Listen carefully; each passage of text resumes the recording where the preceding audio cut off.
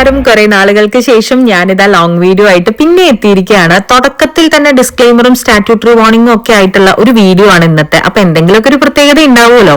ഞാനിതാ ഈ നിരത്തി വെച്ചിട്ടുള്ള ഫ്രൂട്ട്സ് ഒന്നും എന്റെ പുതിയ ബിസിനസിന്റെ ഭാഗമോ അല്ലെങ്കിൽ ഞാൻ ഒരു ഡിഷ് ഉണ്ടാക്കാൻ പോവോ ഒന്നും അല്ല കേട്ടോ. ഈ നിരത്തി വെച്ചിട്ടുള്ള ഫ്രൂട്ട്സ് മുഴുവൻ വെച്ചിട്ട് നമ്മൾ ഇന്ന് വീട്ടിൽ ഒരു സംഭവം ഉണ്ടാക്കാൻ പോവുകയാണ്. അധികം ആരും പരീക്ഷിക്കാത്ത ഒരു സാധനമാണെന്ന് പറഞ്ഞാലും തെറ്റാവില്ല. എന്തായാലും ഇത് ഷേക്കോ ജ്യൂസോ ഫ്രൂട്ട് സാലഡോ ഒന്നും അല്ല കേട്ടോ. നേരത്തെ പറഞ്ഞ പോലെ തന്നെ അധികം ആൾക്കാരൊന്നും വീട്ടിൽ ഉണ്ടാക്കി പരീക്ഷിക്കാത്ത, ഇനി ഉണ്ടാക്കിയെന്ന് നാലാണെന്നറിഞ്ഞാൽ പോലീസുകാരും എക്സൈസുകാരും ഒക്കെ നമ്മളെ പിടിച്ചുകൊണ്ട് പോകാൻ പാകത്തിലുള്ള ഒരു സാധനമാണ് നമ്മളിത് വീട്ടിൽ പരീക്ഷിക്കുന്നത്. അപ്പോ ദേ ഫ്രൂട്ട്സ് ഒക്കെ കട്ട് ചെയ്യുന്ന നമ്മുടെ വാറ്റുകാരൻ റോമിച്ചേട്ടൻ റെഡി. അപ്പൊ നമുക്ക് വാറ്റുന്നത് എങ്ങനെയാണെന്നൊന്ന് നോക്കിയാലോ. അപ്പോഴാണ് ശരിക്കും വാട്ടാനുള്ള സെറ്റ് ആവുക. അതുപോലെ നമുക്ക് ഈ ഇട്ട ഫ്രൂട്ട്സ് ഒക്കെ ഉണ്ടല്ലോ, അതൊക്കെ മുകളിൽ പൊന്തും, അടിയിൽ ഇതിന്റെ തെളി വരും. അതുകൊണ്ട് അതിനെ നമ്മൾ എടുത്തിട്ട് പിഴിഞ്ഞിട്ട് അടിയിൽ വരുന്ന ഇതുണ്ടല്ലോ, വെള്ളം ഉണ്ടല്ലോ, അതാണ് എടുത്ത് നമ്മൾ മാറ്റാം. മറ്റേ ഈട്ട ഫ്രൂട്ട്സ് ഒന്നും നമ്മൾ കുക്കറിൽ ഇട്ടില്ല, മറ്റേ ഇതിലിടാൻ പാടില്ല.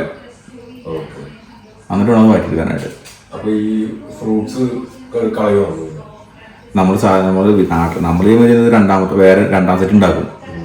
അതായത് സ്ട്രോങ് കുറവായിരിക്കും, വീര്യം കുറവായിരിക്കും. ഇതിന് ഒന്നും കൂടിയും കുറച്ച് ശർക്കരയും ഈസ്റ്റും ഇട്ട് ഒന്നും കൂടി കുളിപ്പിക്കും അടുത്ത 10 ദിവസം വെച്ചിട്ട്.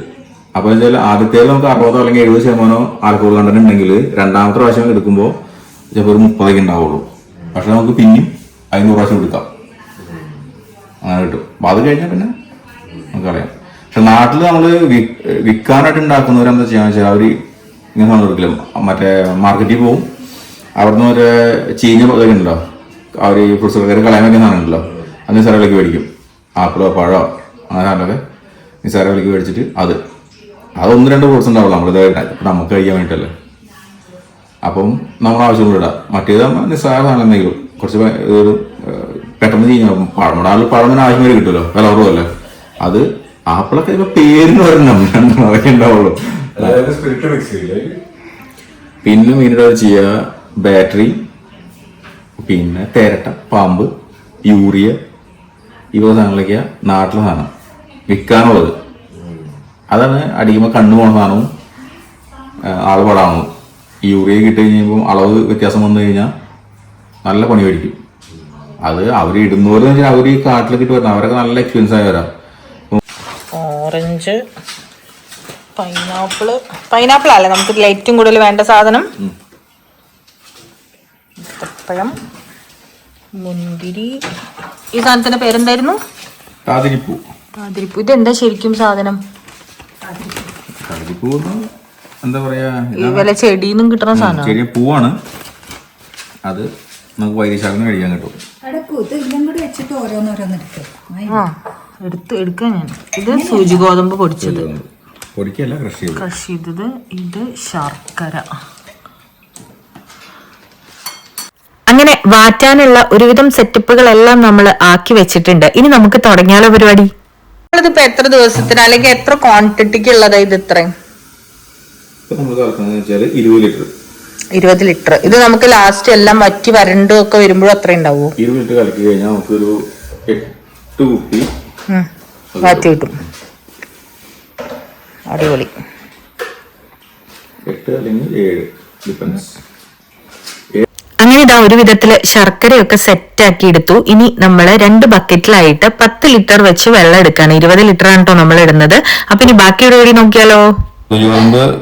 നമ്മള് കീഴിട്ടിരിക്കുന്നത് എന്താ കാരണം വെച്ചാല് മട്ടയിലിട്ട് കഴിഞ്ഞാൽ നമുക്ക് അത് എടുക്കുന്ന സമയത്ത് ഇതിനെ മാറ്റാൻ പണിയായിരിക്കും. നമുക്ക് കുക്കറിലിടുമ്പോ വേറെ ഇതൊന്നും പാടില്ല, വെള്ളം മാത്രമേ പാടില്ല. കുക്കർ മറ്റേ വിസിലിൽ കുടുങ്ങിയിട്ട് എയർ പുറത്തേക്ക് വരില്ല. അപ്പൊ ഇതാവുമ്പോ നമുക്ക് എടുത്ത് കളയാൻ എളുപ്പം. അപ്പൊ നമ്മള് കിഴിയിട്ടിരിക്കാം. ഇനി താതിരിപ്പൂ. ഇതാണ് മെയിൻ സാധനം. ആരും ഇടാത്ത സാധനം. നാട്ടിലാരും ഇടില്ല. എന്താ കാരണം വെച്ചാല് ചെലവ് കൂടില്ല.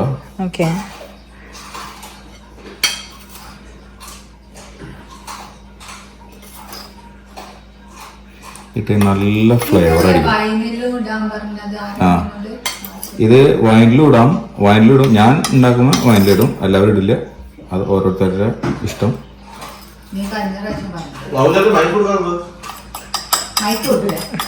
ആയിട്ടില്ല. തൊപ്പിയും മറ്റേ ഷർട്ടും ഇതിലെ തൊപ്പിയല്ല. അതല്ല നമ്മള് ഇവിടത്തെ